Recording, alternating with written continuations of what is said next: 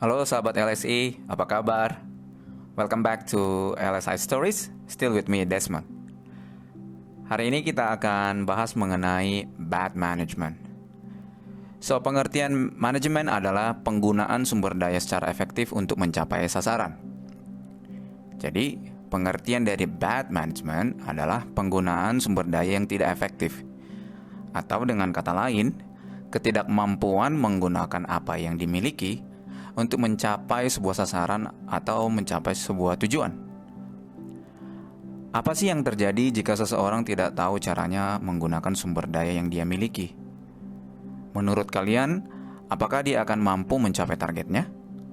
Apakah dia akan mampu menyelesaikan tugasnya? Apakah dia akan bisa memenuhi tanggung jawab dan kewajibannya? Bayangkan jika seseorang memiliki 3 tugas dengan tenggat waktu yang sangat ketat. Mana yang akan dikerjakan terlebih dahulu? Mana yang paling penting? Yang prioritas yang mana? Bayangkan juga seseorang yang memiliki target spesifik yang harus diraih di dalam 6 bulan. Strateginya seperti apa? Monitoringnya gimana? Sistem evaluasinya seperti apa? Rencana cadangannya kalau rencana utamanya gagal sudah ada atau belum? Jika seseorang tidak memiliki kemampuan mengorganisir semua hal-hal ini, orang tersebut akan setengah mati bekerja. Dia tidak akan bisa bekerja di dalam sebuah sistem yang menuntut kecepatan, presisi, kualitas tinggi, kolaborasi, dan sebagainya. Dia juga tidak akan mampu bersaing dan tidak akan memenangkan persaingan. Dia akan digilas oleh perubahan yang sangat cepat terjadi. Dia juga tidak akan bisa berfungsi dengan maksimal dan sangat jarang ada orang yang mau mempekerjakan dia. So, tanda-tanda orang yang memiliki bad management itu seperti apa? 1. Tidak memiliki daftar prioritas tugas. Jika seseorang tidak memiliki daftar prioritas atas apa yang akan dikerjakan, maka orang itu akan kewalahan atas banyaknya pilihan dan tekanan.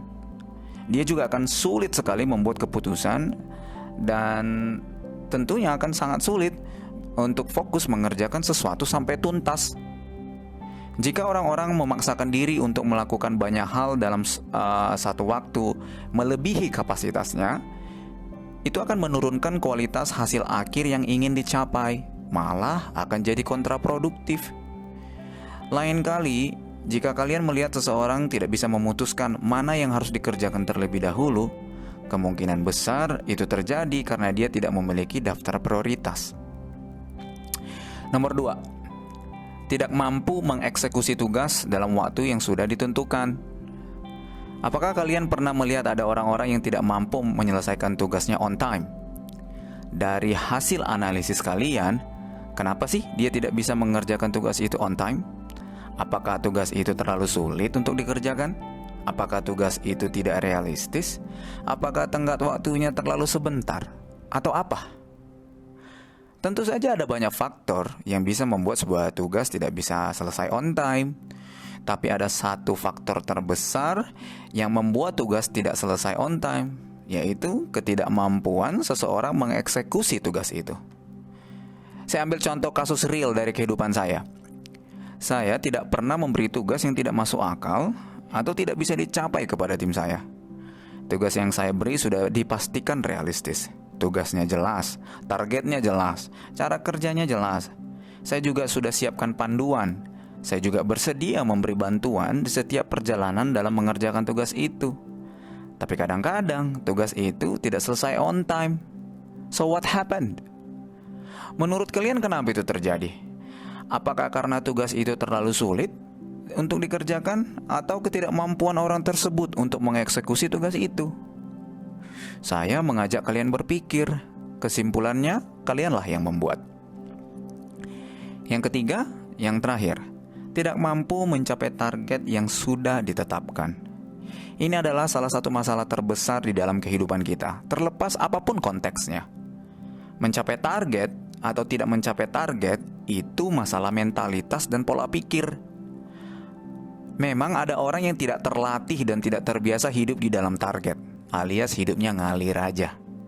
Takut malah kena target. Tapi ada juga orang-orang hebat yang memang sudah terlatih dan fokus mengejar target-target yang sudah mereka tetapkan.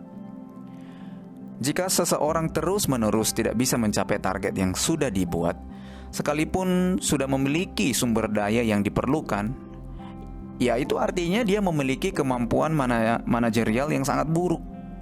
Sederhananya nih ya, nggak ada kerjaan yang beres-beres. Pas ditanya, ini udah selesai belum? Jawabannya, belum pak. Terus kapan selesainya? Nanti ya pak. Ini rasanya jantung mau copot mendengar jawaban seperti ini. So sahabat LSI, kalian kenal nggak dengan orang-orang yang berperilaku demikian? Punya teman atau rekan kerja yang seperti itu nggak? Kalau punya, nggak usah kesal ya. Bantu saja mereka dan latih mereka agar mereka bisa mengelola sumber daya mereka dengan bijak. Hidup ini singkat dan punya banyak masalah. Kalau tidak sanggup mengelola semua itu dengan baik, hidup ini akan berakhir dengan banyak stres dan banyak masalah yang tidak diperlukan. So, saya tutup episode ini dengan bertanya kepada kalian, apakah kamu sudah menjadi seorang manajer yang baik untuk hidupmu? Terima kasih sudah mendengarkan ya. See you again in the next episode. Bye-bye.